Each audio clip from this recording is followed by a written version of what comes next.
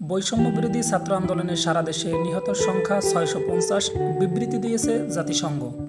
আজ প্রাথমিক প্রতিবেদনে এই তথ্য তুলে ধরেছেন জাতিসংঘ কমিশন। মানবাধিকার কমিশন জানায়, বৈষম্য বিরোধী ছাত্র আন্দোলনে গত ১৬ জুলাই থেকে ১১ আগস্ট পর্যন্ত সারা দেশে প্রায় ৬০০ মানুষ নিহত হয়েছে। আজ প্রাথমিক প্রতিবেদনে এই তথ্য তুলে ধরেছেন জাতিসংঘের মানবাধিকার কমিশন।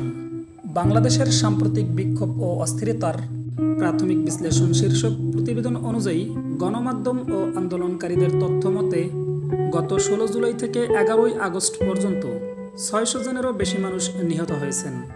এর মধ্যে ১৬ জুলাই থেকে ৪ আগস্ট পর্যন্ত ৪০০ জনের নিহতের খবর পাওয়া গেছে। আর ৪ ও ৫ আগস্ট বিক্ষোভে ২৫০ জনেরও বেশি মানুষ নিহত হয়েছে বলে জানানো হয়েছে। এছাড়াও ৭ থেকে ১১ আগস্টের মধ্যে বেশ কয়েকজনের মৃত্যুর খবর পাওয়া গেছে।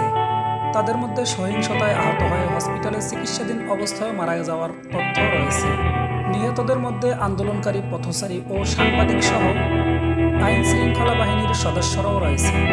আন্দোলনে আহতদের মধ্যে রয়েছে হাজার হাজার শিক্ষার্থী ও পথচারী।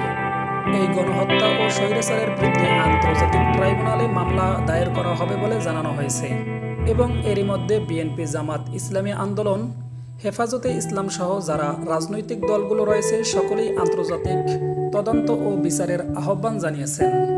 আগামী ২-১ দিনের মধ্যে আন্তর্জাতিকভাবে তদন্ত কমিটি আসতে চলেছে বাংলাদেশে।